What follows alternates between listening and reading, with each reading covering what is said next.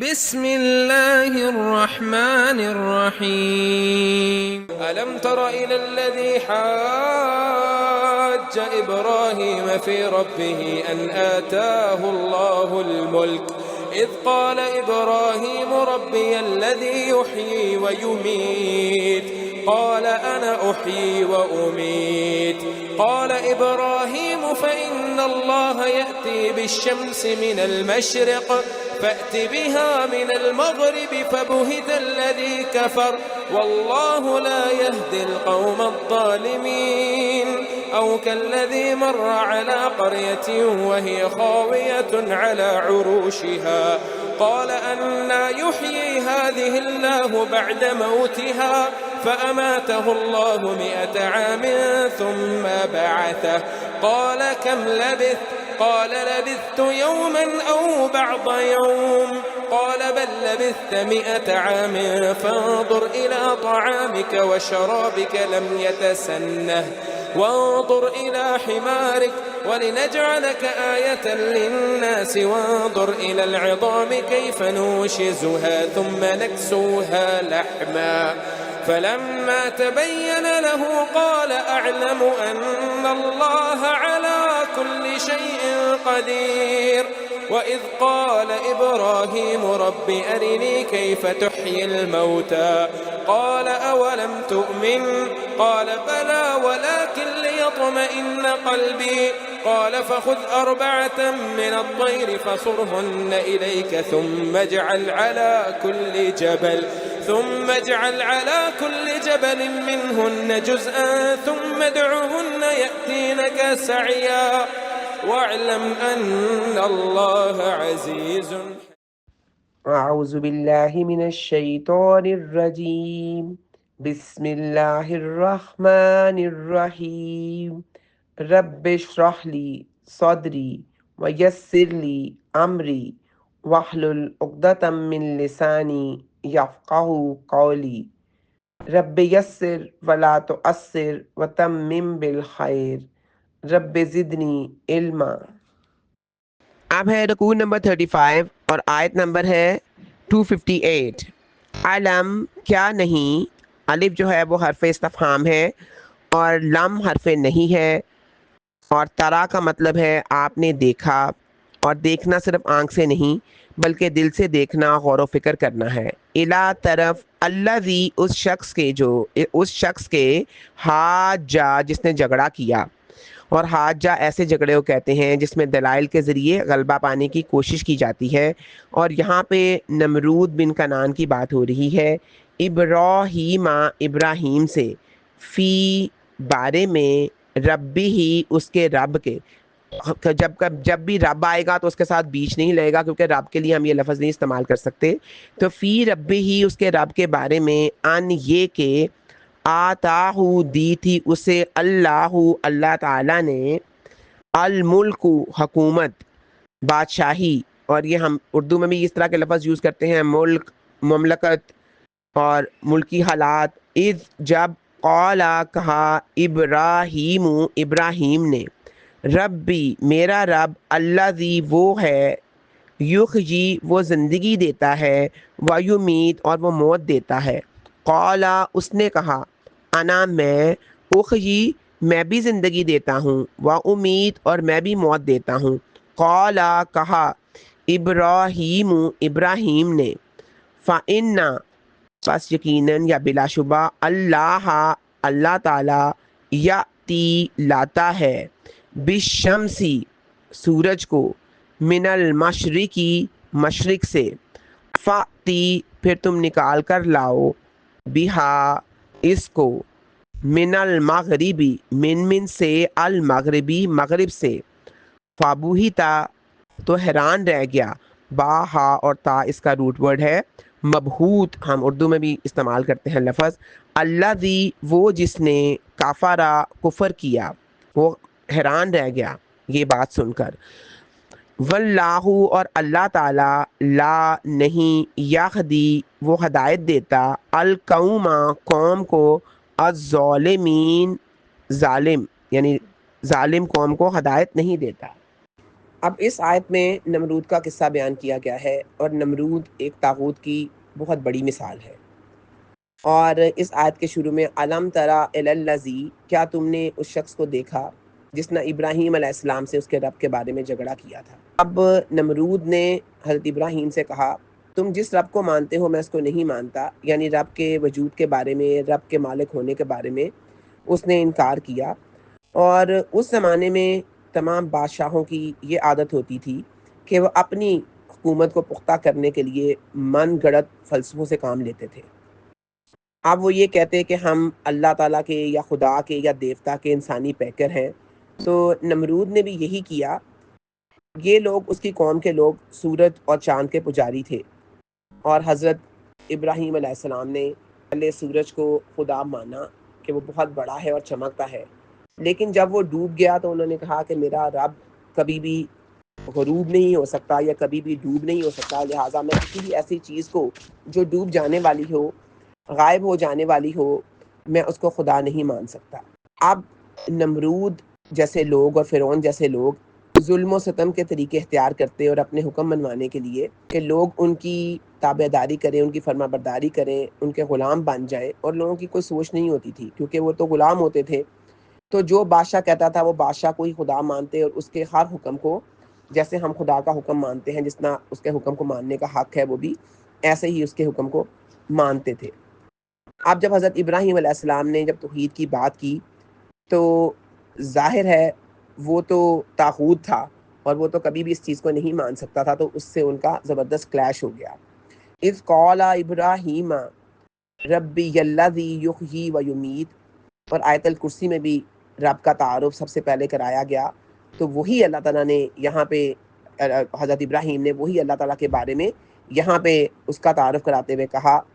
کہ میرا رب وہ ہے جو زندہ بھی کرتا ہے اور جو مارتا بھی ہے، یعنی زندگی اور موت جس کے ہاتھ میں ہے، میرا رب وہ ہے۔ اس کے اوپر اس نے جواب دیا کہ قال انا احیی و امیت، کہ میں بھی زندہ کرتا ہوں اور میں بھی مارتا ہوں۔ اور اس نے جیل خانے سے 2 قیدی نکلوائے، ایک کو مار دیا اور ایک کو چھوڑ دیا، اور اس نے کہا دیکھو میں ہی مارتا ہوں اور میں ہی اس کو آزادی دے دیتا ہوں۔ حالانکہ اس نے کوئی ایسا کام زندہ نہیں کیا تھا، زندہ کو ہی چھوڑ دیا تھا، زندہ جس کو اللہ نے زندگی دی تھی، لیکن اب ظاہر ہے اس کی عقل پہ پردہ پڑا ہوا تھا۔ اب حضرت ابراہیم علیہ السلام نے اس سے مزید جھگڑا نہیں کیا، نہ ہی حجت بازی کی، نہ ہی بحث کی، اور یہ پیغمبروں کا انداز تبلیغ ہے۔ یہ ہم سب کو، سب مبلغوں کو، تبلیغ کرنے والوں کو، لوگوں کو سمجھانے والوں کو، عمل بالمعروف اور نہی عن المنکر کو، جو بھی اس کی نصیحت کرتا ہے، ہمیں یہی طریقہ اختیار کرنا چاہیے کہ کسی سے بحث مباحثہ نہیں کرنا چاہیے، نہ ہی اپنے آپ کو منوانا مقصود ہونا چاہیے، بلکہ اس طریقے سے بات کرنی چاہیے کہ اگلے کے دل پہ اثر کرے۔ اب حضرت ابراہیم علیہ السلام نے بجائے اس کے کہ اس سے بحث کرتے یا اس کو کوئی بھی اس سے جھگڑا کرتے، وہ اس سے بہتر دلیل لے کر آئے۔ انہوں نے کہا اللہ تعالیٰ سورج کو مشرق سے لاتا ہے، تم اسے مغرب سے لے آؤ۔ اب اس کے پاس اس سوال کا کوئی جواب نہ تھا۔ فَبُہِتَ الَّذِی کَفَرَ، تھوڑی دیر کے لیے وہ شخص حیران ہو گیا، لاجواب ہو گیا، لیکن اس کے باوجود بھی وہ ایمان نہیں لایا۔ وَاللَّهُ لَا يَهْدِي الْقَوْمَ الظَّالِمِينَ، اللہ تعالیٰ ظالم لوگوں کو ہدایت نہیں دیتا، کیونکہ ایسے لوگ طاغوت ہوتے ہیں اور طاغوت کی ہی پیروی کرتے ہیں، اور ان کے لیے وہ خود طاغوت تو تھے ہی، باطل معبود تھے اور حد سے بڑے ہوئے تھے، اور ان کی بادشاہت بھی طاغوت تھی۔ بعض اوقات دنیاوی نعمتیں انسان کے لیے سرکشی کا باعث، تکبر کا باعث بن جاتی ہیں، اور قرآن پاک میں آتا ہے ہرگز نہیں انسان سرکشی دکھاتا ہے، کب؟ جب وہ اپنے آپ کو بے نیاز دیکھتا ہے کہ مجھے نہیں پرواہ کسی کی، مجھے نہیں ضرورت کسی کی، تو وہ تکبر کی وجہ سے ہے، اور ایسے لوگ کبھی بھی ہدایت نہیں پاتے۔ اب قرآن پاک میں یہ واقعہ اور بعد میں آنے والے دونوں واقعات اس بات کی مثال اور دلیل ہے کہ اللہ تعالیٰ اپنے دوستوں کو کس طرح سے اندھیرے سے روشنی کی طرف لاتا ہے، اور طاغوت اپنے دوستوں کو کس طرح سے اندھیرے کی طرف لے جاتے ہیں، مطلب روشنی سے وہ ان کو اندھیرے کی طرف لے جاتے ہیں۔ اب ہے آیت نمبر 259، او یا کلذی کا مطلب ہے مانند، الذی اس شخص کے جو، مرہ گزرا، مرہ کا معنی ہوتا ہے گزرنا، مرہ گزرا، لا اوپر، قریتن ایک بستی کے، قریہ اردو میں بھی یہ لفظ یوز ہوتا ہے، واہیا اور وہ، حاویتن اوندی پڑی تھیں، अला ऊपर, उरूशिहा ऊपर अपनी छतों के, हावियतुन किसी भी इमारत का वीरान होकर गिर जाने को भी हावियतुन कहते हैं। अला ऊपर, उरूशिहा अपनी छतों पर, और अर्श की जमा है अरूश और इसका मतलब होता है छत। हामिन उसकी, काला कहा, अन्ना कैसे, किसने कहा। कई मुफस्सरीन कहते हैं कि यहाँ पे हज़रत उज़ैर अलैहिस्सलाम की बात हो रही है। अन्ना कैसे, युहयी जिंदा करेगा, हाजी ही इसको, अल्लाहु अल्लाह ताला, बादा बाद मौतिहा मौत मौत के, हा उसकी, रूट वर्ड है मौत, मीम बा और ते, फ़ा अमाता हूँ तो मौत दी, फ़ामिन पास, अमाता मौत दी, हु उसको, अल्लाहु अल्लाह ताला ने, में आता सो, आमिन साल, और ये ओम की जगह है आम, ओम की जमा है आम, साल को कहते हैं। आमुल फील, आमुल हज़न ये उर्दू में भी इस्तेमाल होते हैं। सुम्मा फिर, बासा हु जिंदा किया उसको, बासा जिंदा करना, हु उसको रिवाइव्ड, काला कहा, अल्लाह ताला ने कहा, कम कितनी, लबिस्तु लबिस्ता कितनी देर तुम रहे, लबिस्ता रहने के लिए, तामिन तुम, कम कितनी देर तुम रहे, काला उसने कहा, लबिस्तु मैं रहा, यौमन एक दिन, आउ या, बादा कुछ हिस्सा, बाद का मतलब कुछ होता ना स्मॉल, कुछ हिस्सा, यौमिन दिन का, कौला फरमाया अल्लाह ताला ने, बल बल्कि, लबिस्ता तुम रहे, में आता सो, आमिन साल, फनजुर बस तुम देखो, इला तरफ, काम खाने की, का तुम्हारे, देखो अपने खाने की तरफ, वाह और, शराब पीना पानी, का तुम्हारा और अपने पानी की तरफ देखो, लम नहीं, या तसन्ना वो खराब हुआ या बासी हुआ, वंजुर और तुम देखो, इला तरफ, हिमार गधे की, का तुम्हारे और अपने गधे की तरफ देखो, वाह और,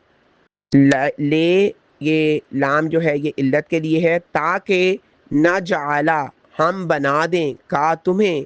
आयतन निशानी, लिन नासी लेमिन लिए, अन नासी लोगों के लिए, वंजुर और तुम देखो, इला तरफ, अल इज़ामी हड्डियों की तरफ, अज़म की जमा है इज़ाम, कैफा कैसे, नुन शिजुहा हम उठाकर जोड़ते हैं, नून शीन और जा इसका रूट वर्ड है, हा उसको कैसे हम उसको रेस करते हैं, ये तरतीब से इकट्ठा करके जो अल्लाह ताला स्केलेटन बना देता है ना, वो उठाकर जोड़ना होता है कि किस तरह से हम उस गधे की हड्डियों को जोड़ के उसका स्केलेटन बनाते हैं। सुम्मा फिर, नकसूहा नकसू हम पहनाते हैं, हा उसको, पीछे हमने जब तलाक की आयत पढ़ी तो किस वातु हुन्ना, एक हमने आयत में पढ़ा था कि औरतों का कपड़ा पहनाना, जो कपड़ा पहनना है और खाना वो मर्दों के ज़िम्मे है, किस वातु हुन्ना ये भी वही किस्वा से ही है, नकसूहा हम पहनाते हैं उसको, लाहमा गोश्त, यानी स्केलेटन के ऊपर कैसे गोश्त चढ़ाते हैं, फलम्मा पास जब, तबय्यना हु वाज़िया हो गया, क्लियर हो गया, लहू वास्ते उसके, कौला उसने कहा, आलमू मैं जानता हूँ, अन्ना यकीनन वाक़ियतन, अल्लाह अल्लाह ताला, अला ऊपर, कुल्ले हर शई इन चीज़ के, कदीर पूरी तरह कुदरत रखने वाला है। अब इस आयत में एक वाक़या बयान किया गया है कि किस तरह से एक नबी किसी बस्ती के ऊपर से गुजरे जो कि अपनी छतों पे गिरी हुई थी, और फिर वो आप कह रहे हैं कि अल्लाह ताला इसको कैसे ज़िंदा करेगा इसकी मौत के बाद, तो अल्लाह ताला ने उनको मौत दे दी और वो 100 साल तक सोते रहे, फिर उनको उठाया। बुनियादी तौर पर अल्लाह ताला अंबिया अलैहिस्सलाम को ऐसे मुशाहदे इसलिए करवाते हैं कि गैब की वो बातें जो आम लोग नहीं देख सकते या देखने की ज़रूरत नहीं रखते, इनका मुशाहदा इन्हें करवाया जाए। जैसे कि अब अगली आयत में हज़रत इब्राहीम अलैहिस्सलाम को परिंदों को बुलाकर उनको अपने साथ मानूस करने के बाद, उनको भी उनके टुकड़े मुख्तलिफ पहाड़ों पर रखने के बाद दोबारा से اللہ تعالیٰ ان کو کیسے زندگی دیتا ہے اس کا مشاہدہ کروایا تاکہ وہ لوگوں کو ان حقائق کے بارے میں بتا سکے۔ اور یہ بات یاد رکھنی چاہیے، جو معلم ہوتا ہے، سکھانے والا ہوتا ہے، جب تک کسی بھی چیز کے بارے میں اس کا شرح صدر نہیں ہوتا، جب تک اطمینان قلب نہیں ہوتا، تو وہ فورسفلی بات نہیں پہنچا سکتا۔ اسی لیے آپ نے اکثر دیکھا ہوگا کہ بات ایک ہی ہوتی ہے، ایک شخص کرتا ہے تو کوئی اثر نہیں ہوتا، جبکہ کوئی دوسرا شخص کرتا ہے تو اس کی بات کا دل پہ اثر ہوتا ہے اور وہ دل میں بیٹھ جاتی ہے۔ اصل میں فرق بتانے والے کا ہوتا ہے۔ اس لیے ہمیں اپنے اندر اس چیز کا یقین کہ کتنا ہمیں کس چیز کے اوپر یقین ہے، جتنا ہمیں یقین ہوگا، جتنی شرح صدر ہوگی، ہم اتنے ہی اچھے طریقے سے بات کو کنوے کر سکیں گے۔ اور جب ہم کسی چیز کا مشاہدہ کر لیتے ہیں، اس کو اپنی آنکھوں سے دیکھ لیتے ہیں، تو پھر عین الیقین کے ساتھ ہمیں اس بات کا یقین مزید پختہ ہو جاتا ہے۔ اب اس آیت میں بھی یہی ہوا کہ اللہ تعالیٰ نے ان پیغمبر کو، ان نبی کو سلا دیا، اور جب وہ 100 سال بعد اٹھے تو ان کے سامنے اللہ تعالیٰ نے ان کی ہڈیوں کو جوڑا، پورا گدھا ان کے سامنے، اس کا پہلے ڈھانچہ تیار ہوا، پھر اس کے اوپر گوشت چڑھا۔ یہ اتنا کلیئرلی انہوں نے دیکھا، اور جب سب کچھ واضح ہوگا تو کہنے لگے مجھے یقین آ گیا ان اللہ علی کل شیء قدیر، کہ اللہ تعالیٰ ہر چیز پہ قدرت رکھنے والا ہے۔ اور جب وہ واپس آئے اپنے گھر میں تو ان کے بچے تو کیا، پوتے پوتیاں بھی بوڑھے ہو چکے تھے، اور بالکل یہ نبی اسی حالت میں تھے جس طرح سے وہ گئے تھے، یعنی اپنے پوتوں سے بھی زیادہ جوان تھے۔ تو یہ تو اللہ تعالیٰ نے ایک نشانی تھی جس کو اللہ تعالیٰ نے کہا کہ میں نے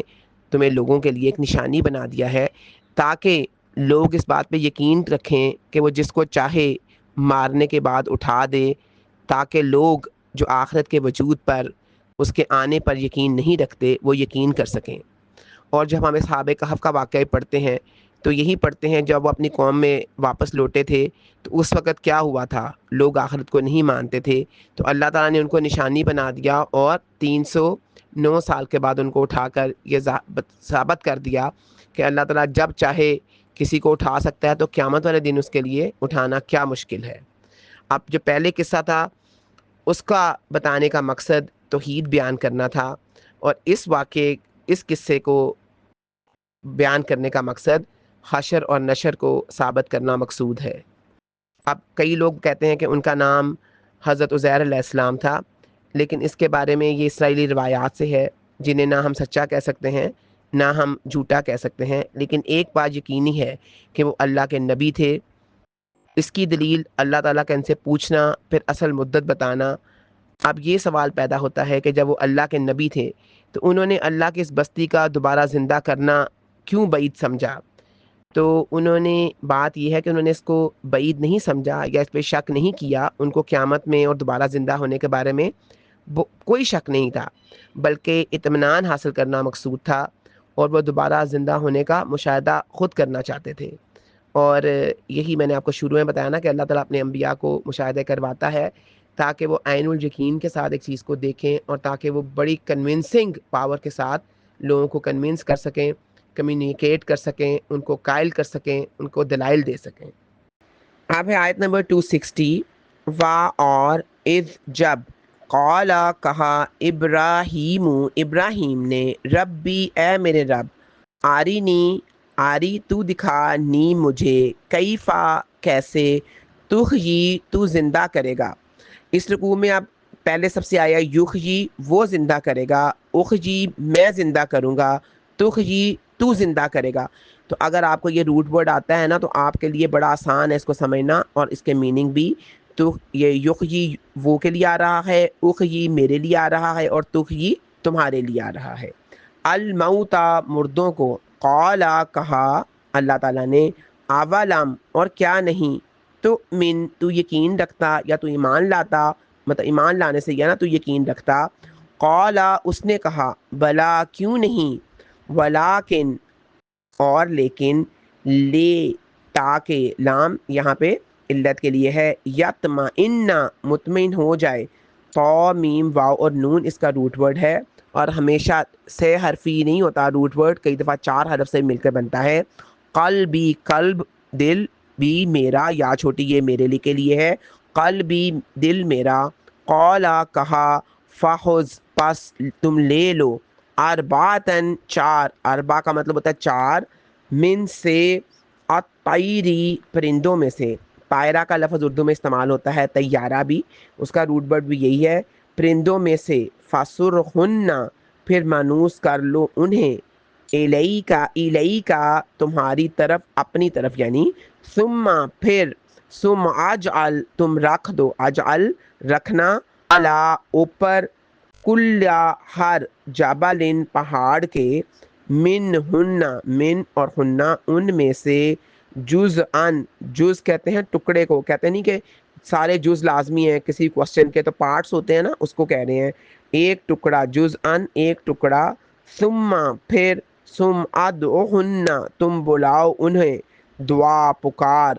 ادعوہن بلاؤ ان کو، یاتینکا یاتی آئیں گے،